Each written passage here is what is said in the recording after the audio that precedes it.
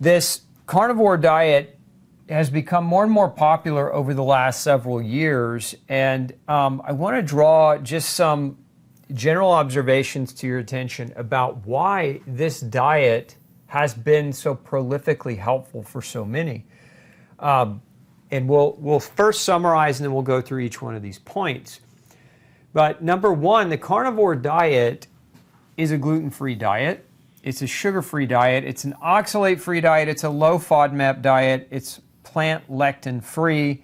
It's lower in mold and mycotoxins. It also is seed oil-free. There's less pesticides and herbicides. Has a higher protein content. It serves as an elimination diet. It incorporates the benefits of organ meats and their nutritional density. And it is also a diet that is free of ultra-processed foods. So these are some of the big takeaways or the big reasons why the diet works so well for a lot of people.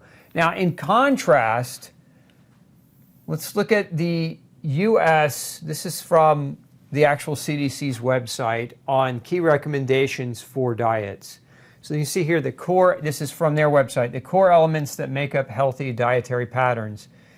And I don't know that we would argue with every one of these things, but I'm just showing you what they have to say. So number one is that vegetables of all types. Number two, fruit, especially whole fruit. But what this doesn't really mention is, what about processed fruit? What about dried fruit? What about fruit with added sugars? What about fruit with added preservatives? There's no commentary on any of that. So we're left to kind of defend on our own. Then they recommend grains. And this is in order of their recommendation, right? So again, if we're hierarchically structuring this, it's like this is their number one, number two, grains number three. Only at least which half are whole grains. So the other half, half could be whole grain, but the other half could be processed grain. And then they talk about dairy, including fat-free. So they want you to do fat-free. So take the fat-free dairy that has virtually no A, D, E, K, or omega-3 fats. So again, it's in my opinion, fat-free dairy is potentially a problem. And this includes milk and yogurt and cheese and other dairy varieties, as well as highly processed lactose-free versions, as well as fortified soy beverages. First of all, soy is not dairy, so why they're including it in the dairy category is very confusing and construed to me. But at any rate, they include it there. And then they say protein foods. Now notice there's no real mention of, it doesn't say meat, it says protein foods. So it's incorporating, and again, keyword here, lean meat. So everything is low fat or no fat in this guideline, in this recommendation, which again, the observation there is that it can cause fatty nutrient deficiencies.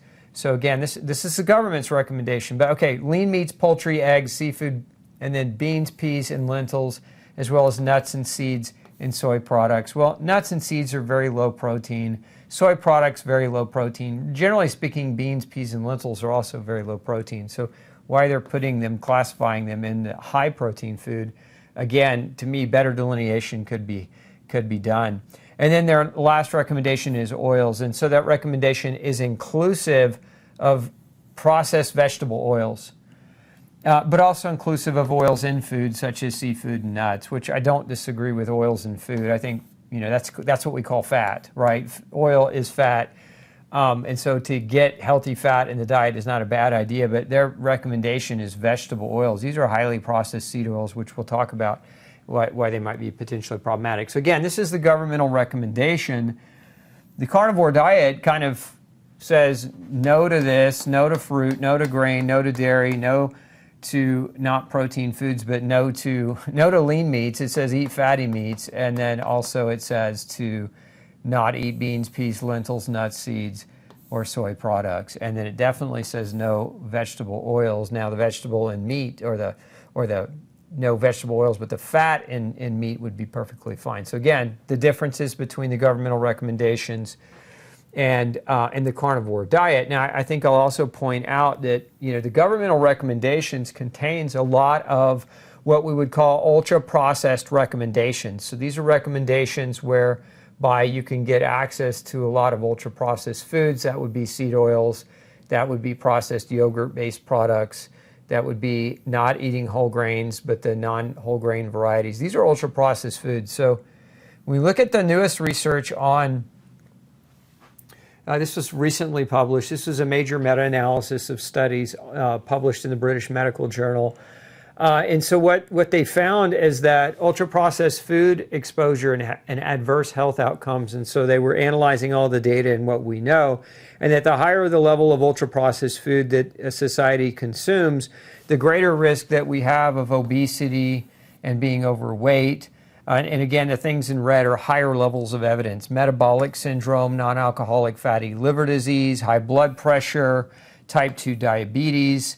And then we also have some of these other lower levels of evidence, but still good evidence, and that's increased risk for death, all-cause mortality, heart disease, depression, wheezing, adverse sleep anxiety, combined mental disorders, cardiovascular-related mortality, cancers, inflammatory bowel disease.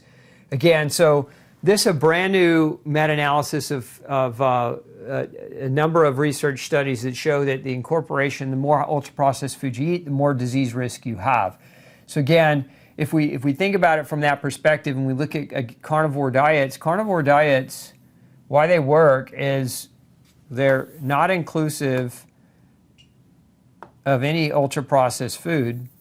So there's no ultra-processed food.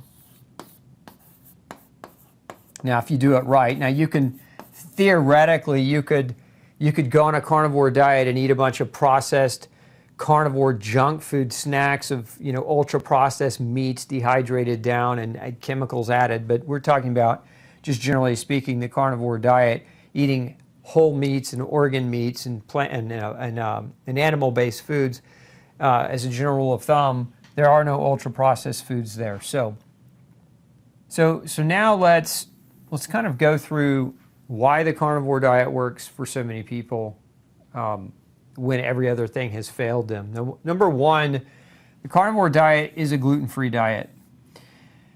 And many people, including celiacs, but also including what are called non-celiac, gluten-sensitive individuals, are very sick. And we know that this is associated with the development of autoimmune disease. There are about 140 different autoimmune diseases. And if you haven't read my book, No Grain, No Pain, I highly recommend that you do, as it makes, with over 300 scientific references, it makes that scientific connection between autoimmune disease and a grain-heavy, gluten-heavy diet. So we know that carnivore diets are, by their nature, are gluten-free. And so for many people going carnivore, they're making that diet change. And what's actually happening is, because they're gluten sensitive, they're actually feeling better because there's no gluten in a carnivore diet. We also know that the carnivore diet, just even beyond being gluten-free, is a fully grain-free diet. So there's, beyond the wheat, barley, and rye, or what are oftentimes referred to as the brow grains. That would be barley, rye, oats, and wheat. But a grain-free diet also eliminates corn, rice, sorghum, millet. So these other, oftentimes considered to be safe grains, for those with gluten sensitivity. So even though these can be highly inflammatory, and again, a carnivore diet eliminates these other grains altogether, thus avoiding a major potential source of inflammation. I mean, there's research studies that show that corn causes inflammatory issues in the bowel. Many studies have shown that corn gluten is actually just as inflammatory as wheat gluten. We know that rice is associated with food protein-induced enterocolitis. And we know that sorghum can actually, some studies show that there is a cross molecular reaction that, that's so similar to wheat. It's in millet as well. It can be so similar to the glutens found in these other grains that you get what's called molecular mimicry. So you get the same kind of reaction, but we also know that many of these products also are cross-contaminated with gluten. So again, a carnivore diet, you don't have that issue because you don't have people running out to the kind of the gluten-free grocery store aisle and stocking up on products that contain corn, rice, sorghum, millet as well. We also know that the carnivore diet is lower in mold and mycotoxins. So if we look at mold and mycotoxins, these can be, many people are allergic to mold. It's very common, mold allergy is very common, and mold can be in your food. But we also know that mycotoxins can contribute to inflammation in a number of different ways. We know that mycotoxins can reduce the body's ability to replicate DNA, RNA, and protein. We notice a lot from the animal research when animals are fed what? Animals being fed high grain diets are higher in mold and mycotoxins. And that's, again, part of how we know that is that animals being fed these high grains actually oftentimes will get sick when the grains are contaminated with molds or mycotoxins. And so, again, going back to what we just said about a carnivore diet being grain-free, it's lower in mold and mycotoxins in part because it's absent of grain.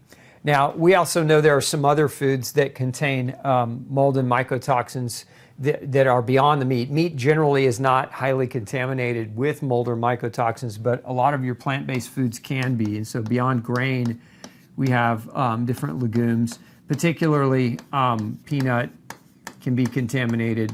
Peanut's not allowed on a carnivore diet. Coffee's another one that contains potential for a lot of mold or mycotoxins, as are a number of fruits and vegetables can contain them. And that, a lot of this is how long does this sit in your refrigerator? So this is like, it will start to grow mold, especially the longer it's left over in the fridge. So again, that's not to say, again, for those of you who are eating plant-based, that I want you to just have this, paranoia about mycotoxins if you eat plant-based foods, but trying to draw the correlation between why a carnivore diet works. And so being low in mold and mycotoxins, many people are allergic to the mold. Many people are reacting to mycotoxin exposure in some of these foods. And then when you couple that with many people on a carnivore diet, one of the biggest reasons that I have personally observed in my own practice is that many of these people that benefit are living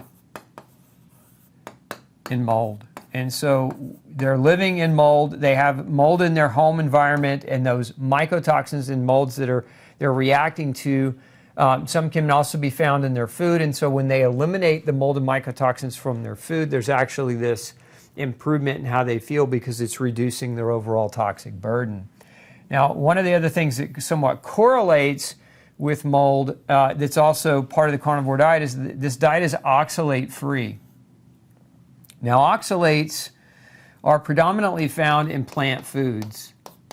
So where we get high oxalate, for example, things like spinach, things like almonds. And what happens for a lot of people, they're going dairy-free. What do? They do the milks, the nut milks that are high oxalate. And so they start doing like green smoothies, which are high oxalate, and so they start driving up their oxalate status. Now, if you haven't heard of oxalates before, I highly encourage you to go back and watch my crash course on oxalates. We'll put a link up for that in the show notes if you want to learn more about oxalates. But in a nutshell, oxalates can drive up inflammation. If you think about what an oxalate is, it's a little tiny crystal. And these crystals are very much like little tiny glass shards. And so when you have an abundance of these circulating in your system, they can cause damage to your tissues. They can deposit into joints. They can deposit into stones. This is actually one of the top causes of kidney stones. Now, if you haven't had kidney stones, it doesn't mean that you're not bothered by oxalate. It just means that that some people with high oxalate never develop kidney stones, but they develop joint pain or they develop damage to other tissues. And so it's important to understand that just the absence of kidney stones doesn't mean that you don't have a problem with oxalate. But again, go back and watch my crash course on oxalate if you want to do a deeper dive on this particular topic. Now, again, a carnivore diet is oxalate-free because oxalates from the diet perspective are predominantly found in plant foods. But oxalate can also be found or produced by molds. And so many people, again, going back to that mold that we were just discussing over here with the carnivore diet being mold and mycotoxin free, many of these species of mold that you can find yourself living with, or could, if your home is contaminated, one of the top species is known as Aspergillus, and we know for a fact that this family of molds can actually produce oxalates. And so a lot of times we'll see people where there's an environmental mold issue, their oxalate levels are extremely high. They've become very, very inflamed, and that going carnivore for these individuals, because it reduces their oxalate burden to a certain extent, they start to feel better. So again, the correlation between mold and oxalate, I want you to understand, but also, oxalate in and of itself for some can be very inflammatory. And so a carnivore diet is an oxalate-free diet. And we also know a carnivore diet is a lectin-free, a plant lectin-free diet. And, from that perspective, there are other doctors out there. There's a book called The Plant Paradox, among other authors that have written about lectins as a general rule of a potential food item that can cause or drive inflammation for many people. Now, this isn't true of everyone, but many of you do react to lectins, and so I thought I would throw this in. This was published in European Journal of Clinical Nutrition. You see here, although it is common knowledge that some dietary lectins can adversely affect the growth and health of young animals, again, this is in reference to animals, and that therefore lectins are implicated in nutritional disorders of the digestive system, it has not been rigorously established that findings with animals are also directly applicable to humans. However, because the glycosylation state of the human gut is basically similar to that of higher animals, it may be confidently predicted that the effects of dietary lectins will have similarities in both humans and animals. So this is why some people do so poorly with certain types of lectins. We see this very, very commonly. And the lectins, a classic place that we see this is in nightshades. Nightshade-based plant foods. So this would be things like peppers or eggplant, tomatoes and potatoes, etc. Is they contain lectins that can be highly inflammatory for some people. And again, with lectins, a carnivore diet is a lectin-free diet.